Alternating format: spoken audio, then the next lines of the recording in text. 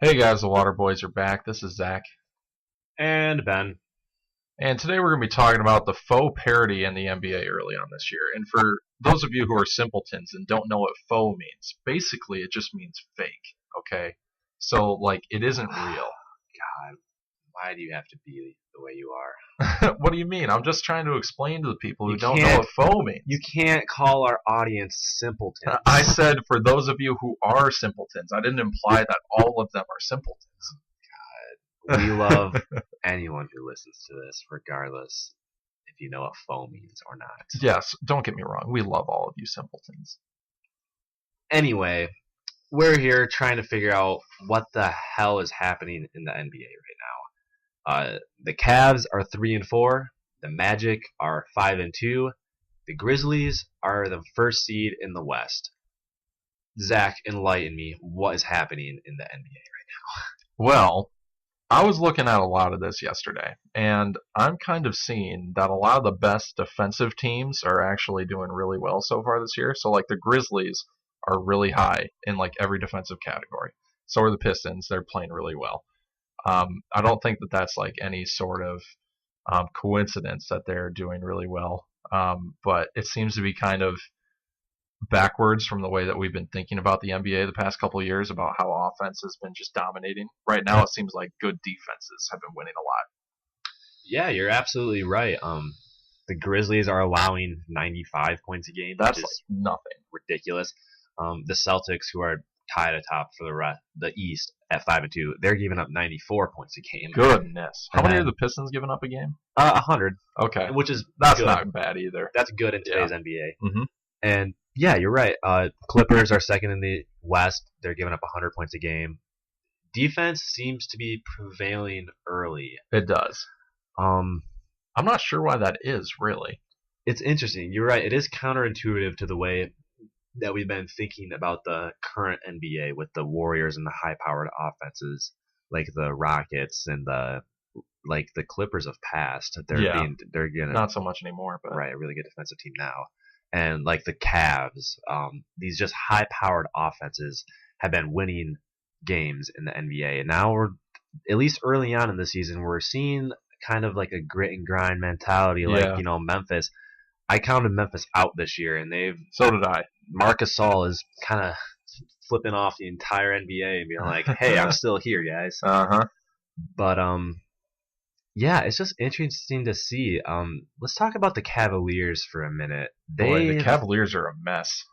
Yeah, losing to the Knicks by basically 20, losing to the Pelicans by 20. They lost the Nets. To the Nets. It's a mess. interesting. I actually saw also that the current they're 1-3 in their last 4 games, and with these 4 games and the next 2 games, it's the third easiest 6-game stretch of the NBA season for any team, Really? and they're 1-4 right now. Goodness. Yeah, it's brutal. I guess it's taking longer for these new faces to gel than what we had previously thought. Yeah, I'm not really surprised. I think I said that in season preview. I wasn't sure how the chemistry would kind of play out. I mean, I know that like D Wade has played with LeBron before and everything, but there's just a lot of new guys that are trying to get to know everybody. And I mean, other than LeBron in the starting lineup, I mean, there's just not many scoring options. I mean, there's Kevin Love, obviously, but other than that, you just have like some spot up shooters on the bench too, and there's just not a lot of scoring really. So they need Isaiah Thomas back as soon as possible. True, but I would argue that worse than their offense, their defense, horrendous this year. I mean, who plays defense on that team? Just look at their roster. LeBron, I mean, LeBron, but that's he it. doesn't play defense in the regular season. No, he plays doesn't. No. Yeah, he just kind of takes that time off. But I mean, their differential right now is minus 5.4. Goodness. They're scoring 104 points a game. They're giving up about 110. Giving up 110 points is a lot, especially for the Cavaliers. Yeah, that ranks them as the third worst in the East. It's incredible, really, how just slow of a start they're getting off to. Granted, they're not going to finish below 500. No. They're not going to miss the playoffs. No. We're going to pump the brakes a little bit. Like doing a motion. Yep, here. I was going to say you look ridiculous right now. What's the expression? Punch the brakes? No, pump the brakes. Pump the brakes. Yeah, you said it earlier. You lost it right there. I was like punching the air. You were. It was punch the brakes. Right? Yeah, it was like a little Muhammad Ali sort of jab right to the gut. Right. Anyway, they're gonna find their footing eventually. I think it's just interesting how the entire offseason everybody was complaining about the lack of parity in the NBA and how the Warriors and Cavs and like Celtics and Rockets are just gonna run the NBA. Yep. But so far through about 7 or 8 games, we're seeing that might not be the case this year. Yep. When you look at especially the East right now, the standings are just completely jumbled. I mean, everybody looks like they're in it right now. Yeah, I want to talk about the Magic specifically. In our East preview, I kind of like threw in at the very end that they could be a dark horse playoff team, and I said that they would be a dark horse playoff team last season too, and they failed miserably. They failed me, but maybe they just needed one more year, Zach. Maybe this is the year. See, we kept saying that about our glorious Pistons, and they kept letting us down. But maybe this is the year too. I mean, who knows? I never said that about Pistons. Oh, come on. They're always bad. Yeah, that's true. Oh, come on. But yeah, I mean, the Magic, they're definitely looking for real this year. They've got a lot of good pieces that seemingly are finally coming together right now. It's like they're all taking the step that they needed to take at the same time, and so which is almost unheard of. Really well. Three players over 20 points a game right now, and Fournier, Aaron Gordon, and Nikola Vucevic. Yeah, and Vucevic also has been playing really well. Jonathan Simmons, off-season signing, putting up almost 17 off the bench for them. Yeah, that's ridiculous. I mean, they overpaid him, but it's good scoring for sure. Did they? How much did they give him? I know it was over $10 million a year. 6.3. 6.3. That's it. Yes. Really? Yes. I'm looking at it right now. Wow. Well, that's a steal. Never mind. Oversigning. Holy moly! I did not realize that. I thought for sure when I saw that contract, I thought it was an overpay. No. Wow. 3 years, 6.3 a year. What the? How did they get away with that? Seems like highway robbery. Well, we didn't see as many ludicrous signings this past offseason. That's true. Yeah, people started to kind of understand the bubble. Yeah, but anyway, Magic are looking really good. They are. They're not going to finish as a top 3 seed, but no, they won't. I mean, I can see them making the playoffs in this Eastern Conference. Yeah, it's wide open. Those bottom 3 seeds are wide open. Yeah. I really like what I'm seeing from Fournier so far. We were just talking before we recorded this. He's having screw a 40-50-90 season. He's having a 50-50-90 season right now. Yeah, that seems really sustainable. It won't be, but maybe it's 50-40-90, not because it's 50% from the field, 40 from 3, 90 from the line. Maybe you never know. There. I doubt he's going to shoot 50 from the floor. That's going to be the killer for sure, but I don't know. You never know. Let's see. What are some other teams that have been surprises so far? I mean, we kind of talked about the Grizzlies a little bit. Yep. Gasol and Conley are really proving that they didn't need Randolph and Tony Allen, the kind of mainstays of the grit and grind Grizzlies, kind of left. But they're getting some good contributions from just kind of random dudes, just really random players. Dudes, that they have. Good description. Tyreek Evans is kind of having a bounce back in Memphis. He is. Yeah, he's given some good production off the bench for them. And God, Chandler Parsons is really trying out there. I feel so bad for him. I don't. You want to talk about bad contracts? Yeah, that's a really bad contract. Chandler Parsons is not. No, you want to talk about bad contracts? Mike Conley. I don't think that's. I mean, he's a good player, but they're paying him what, $35 million a year or something like that? It's not that much. It's around 30. Yeah, but again, it's just that boom hit. I know. It was right at the right time. Were you gonna let him walk? No, you can't. I know. Then it's hard to call it a bad contract. We'll see here in 2 years. We'll see if you change your tune, but they did what they had to do. Yeah, at the time. Right. it's either re-sign him or go into a complete rebuild. But yeah, Exactly.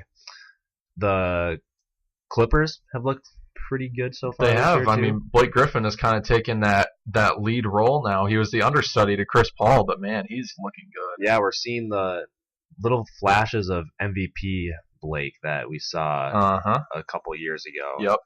Um, he's playing really well. He has triple double potential, not averaging, Yeah. but he can go out there and get you a triple, mess around and get a triple double. Maybe. You know? Yeah, it's funny. He's leading the team in assists, which Yeah. shouldn't be happening, I mean, but they don't really have any great distributors. with Teodosic going down with an injury, Yeah. yeah, it's hard. Speaking of triple doubles, the Thunder sitting at 3-3 right now. Mm-hmm. Yeah, It's and interesting. Russell Westbrook isn't really doing much scoring this year.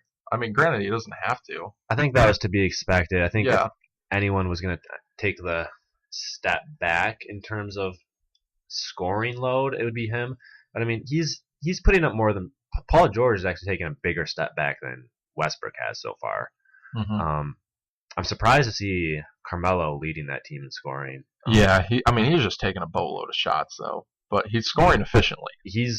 I have this written down. He's shooting about 47% from the field, which, I mean, It's really good. 7 games into the season, but it's his highest since 2008. Yeah. So while he's taking a lot of shots, he's making them.